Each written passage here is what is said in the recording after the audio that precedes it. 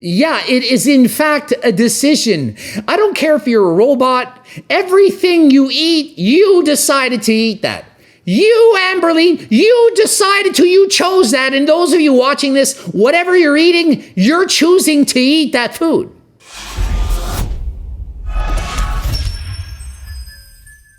Coach Greg, and today we're going to be discussing Amberlynn Reid's weight gain, weight loss, weight gain journey. We're going to go over why is it that she's having such a hard time losing weight, and I'm going to actually explain how it would be incredibly easy for her to lose weight. The video I'm reviewing, it's called The Reason Why I'm Gaining Weight. I've already watched the video, and she already understands that she's gaining weight because she's in a calorie surplus. She's not a moron. She understands what's going on. But why can't she stick to the diet? What is she doing wrong? I watched her entire video and it's so freaking easy, the things that she has to do to make the changes necessary to lose the weight and keep it off for the rest of her life. So let's watch the video together, find out what is it that she's doing wrong and what changes can she make to fix the freaking problem already. It's been 8 years. Figure it out. Let's get into it. So for those of you who don't know this woman, she's well over 500 pounds. You have to eat a tremendous amount of food to maintain or gain when you're over 500 pounds. Calories in, calories out is going to dictate if you're going to gain or lose weight. To lose weight, all she needs to do is be in a deficit. For example, 500 calorie deficit a day, she would lose approximately 1 pound of fat a week. But yet she's gaining weight. Does anyone think this woman needs to starve herself to lose weight? She weighs over 500 pounds and she's eating over 4,000 calories a day. So let's see what breakfast is for meal one. So for meal one, I had a Premier protein shake and cookies and cream. It was 160 calories. A 160 calorie Premier protein shake from Costco. 160 calories, one shake. She weighs over 500 pounds. So she wakes up in the morning and for breakfast eats next to nothing. A whooping 160 calories. How many of you would be full on 160 calories? Let alone someone who's over 500 pounds. So she starts meal one by not eating enough food. Not even close to enough food. She wants to lose weight, but does that mean she should be eating 160 calories at a meal? Of course not. You need to eat enough food so that you're satisfied, not hungry, feeling good, and you don't want to cheat or binge. So meal one, epic fail, not enough food. What about meal two? So for meal number two, I made a veggie stir fry. So I had baby carrots that were 35 calories that I cut up myself. I had broccoli, which was 60 calories, some baby sweet corn, which came out to 60 calories. So meal two was a veggie stir fry, which came to just under 500 calories. Wasn't really much protein in there. And considering she had meal one of only 160 calories, that means she's only at 650 calories after 2 meals. Remember, she eats over 4,000 calories a day. So although this meal sounds like a lot, for someone of this size, this is actually a starvation diet. A starvation diet's basically one in which the calories are far too low. So she's getting up and eating such a tiny breakfast and honestly, a fairly tiny lunch for a woman her size. And so it's not enough food to give her energy, to feel good, to be satisfied, to get rid of the hunger cravings. So although she liked the veggie stir fry and she says it's keeping her full, I thoroughly loved it and it filled me up like a lot. Was it really? When you're 500 plus pounds and you can eat as much food as she can, does a small stir fry look like it's going to make her full? Of course not. And when you restrict calories for too long, ghrelin, of course ghrelin going to come punching you in the face later on. You might not be hungry in the morning, but later on you will be, and you won't be able to stop eating. You're going to start binging. You won't be able to put the fork down. How many videos have I said this? Oh no, I'm going to do intermittent fasting.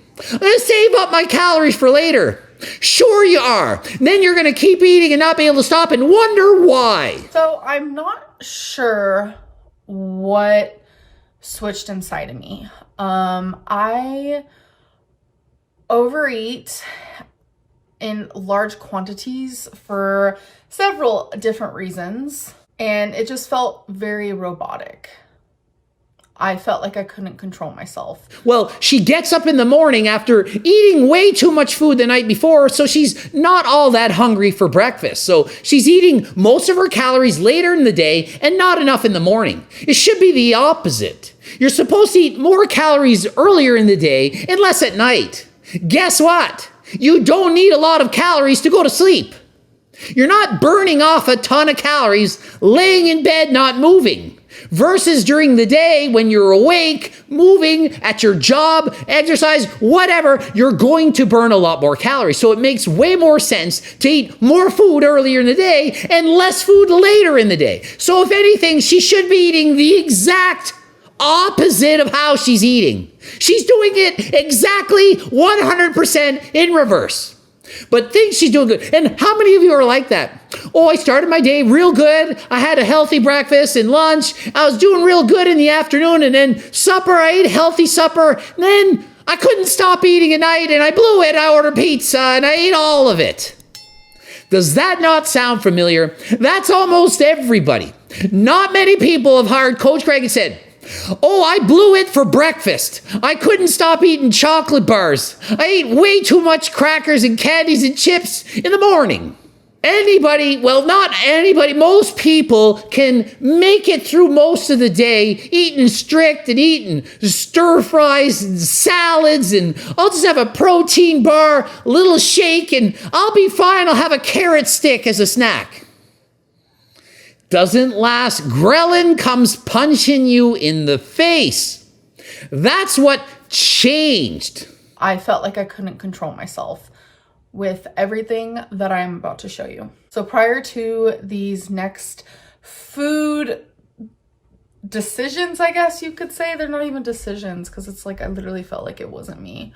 And she's saying these next food decisions. And she's saying, no, it's not really a full decision. I mean, yeah, it is in fact a decision. I don't care if you're a robot. Everything you eat, you decided to eat that.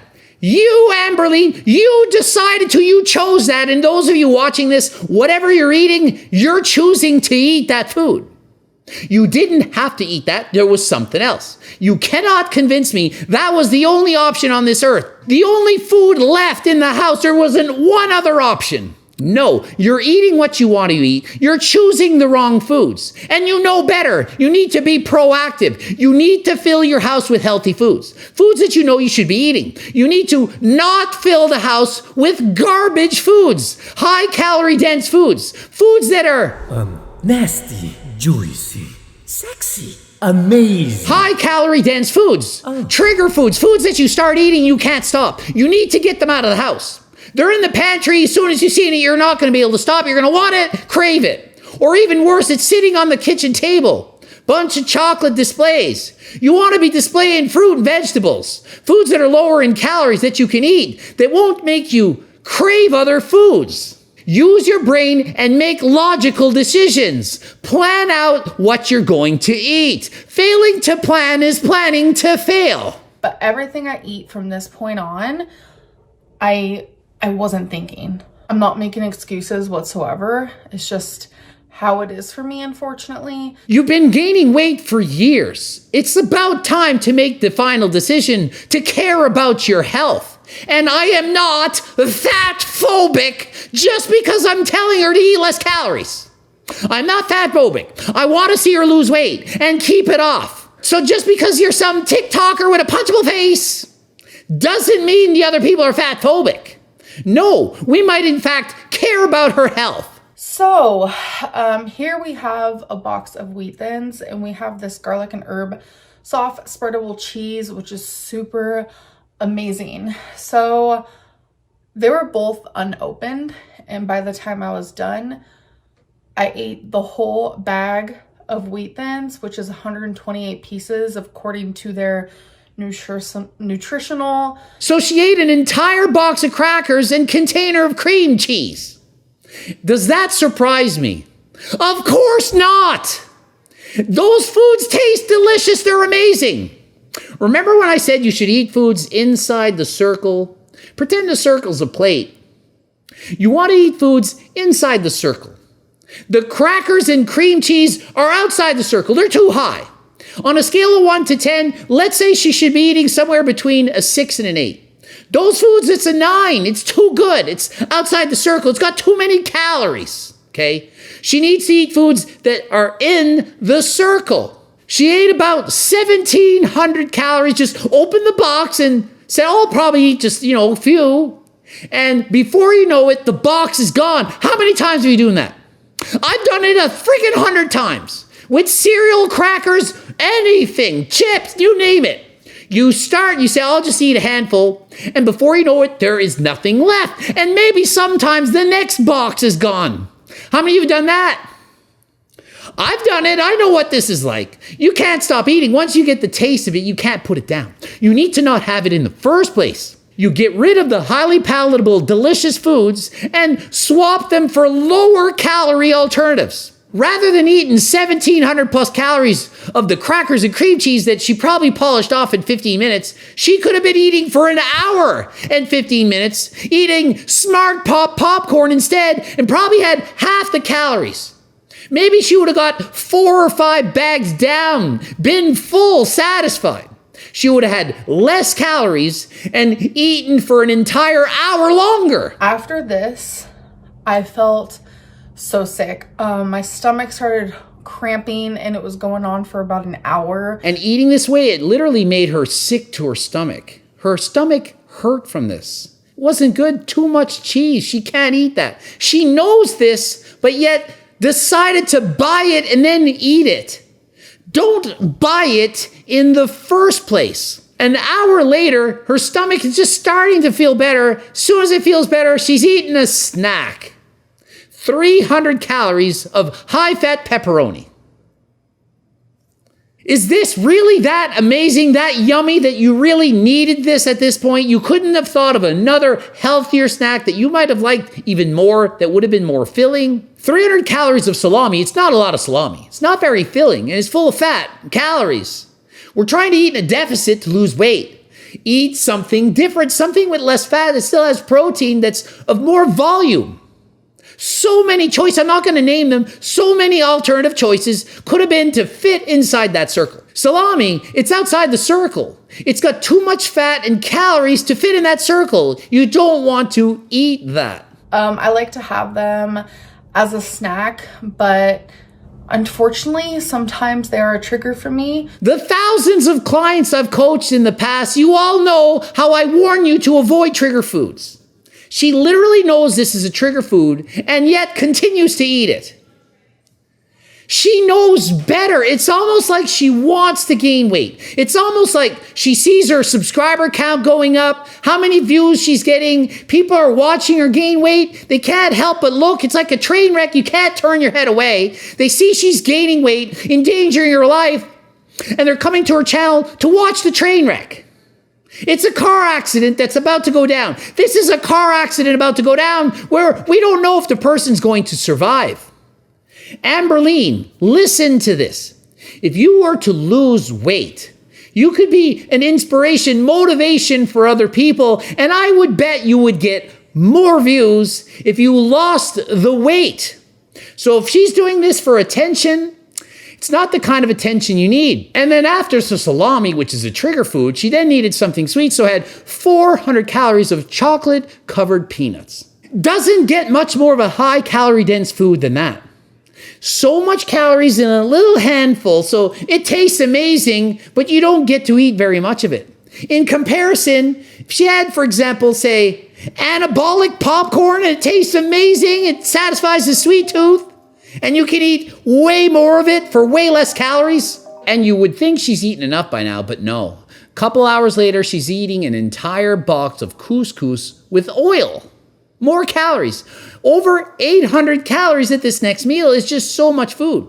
And remember, this is the woman that got up and had a 160 calorie premier protein shake, and then stir fry. So she's holding back on all the calories in the morning and saying, oh, I'm going to do amazing. And then all of a sudden she can't stop eating later in the day. Why not just start eating more calories in the morning and keeping ghrelin at bay? Keep away, ghrelin. Stop making me so hungry. Stay away. Stop trying to punch me in the face, ghrelin. If she lost 200 pounds, yeah, it would start to get hard. But is that what she said? But it's easy at the start. When you're this morbidly obese, it's so easy to start losing weight because your body's used to so many calories. If she ate Coach Greg's diet, I just posted a full day of eating, 3,420 calories. If she ate Coach Greg's diet, she would lose weight. Even without cardio, she would lose weight. You don't believe me? Ask her. See if she would lose weight. Get her to try it. 3,400 calorie diet. Without even doing cardio, she would still lose weight. When you're that heavy, you need to eat an abundance of calories to maintain that weight. So all she needs to do is make small changes. And I remember while I was eating it, I was probably halfway through with the bowl and I was no longer hungry. I was full. My stomach hurt. I was bloating. I felt miserable, sluggish, but it's like I couldn't stop eating it. And after that, she needs to keep eating because it tastes too delicious. She has 4 tablespoons of peanut butter, close to 400 calories. She could have had powdered peanut butter instead. 85% of the fat removed and half the calories. Right there, she could have had half the calories in that meal. It's still peanut butter. Still tastes amazing. It's inside the circle. Peanut butter's above the circle. This would have been inside the circle. She needs to make these simple changes that'll make the biggest difference in her weight loss journey. That's the reason why I'm gaining weight, because I start every day, majority of every day, on track. And then something just shifts inside of me and it's like I'm no longer who I was when I first woke up, and it's so confusing to me. So in total, I ate 4,223 calories. I had 472 carbs, 206 fat, 137 protein. So think of it. She's eating over 4,200 calories and only 137 grams of protein. It's enough protein to build muscle, but it's a very low percentage of protein, and protein makes you feel full. It's more satiating and it has a higher thermic effect. In comparison, she has over 200 grams of fat. Fat has 9 calories per gram, protein only 4 calories per gram. So what makes more sense? Imagine if she ate less fat and more protein, how much more full she would be. The sodium and the sugar is like what really triggers me. But it's not the fat and calories that are triggering her. It's the sodium and sugar. She's like, oh my God, I'm really triggered by this. She had a whooping 8,000 milligrams of sodium. So what? There isn't a day that goes by that I don't eat that much sodium. I eat more sodium than that every day. There's no calories in salt. You're not getting fat from eating sodium. It shouldn't even be a consideration. She shouldn't even need to track this. Unless her doctor tells to a heart condition. Yeah, whatever. Don't be pedantic. But the sodium is not why she's gaining weight. It's the calories. Calories. So the only number she actually needs to worry about, the only one, the calories she's eating at the end of the day. If she ate a balanced diet, all she needs to do is look at calories. If she's not losing weight, those calories, they need to go down. She needs to eat less of them. But if she cuts her calories too far and she's hungry, it's not going to work. She's just going to resort back to her old ways. Willpower only lasts so long. She needs to eat low-calorie dense foods that taste amazing, that make her not want to binge, like the recipes in my cookbook. Ending it here. GregDoucette.com for coaching. Greg Doucette IB Pro. The bloops are over there. Follow me on Instagram. Follow me on Instagram, TikTok. Subscribe to the newsletter. Buy the freaking cookbook. And until next time, I am out.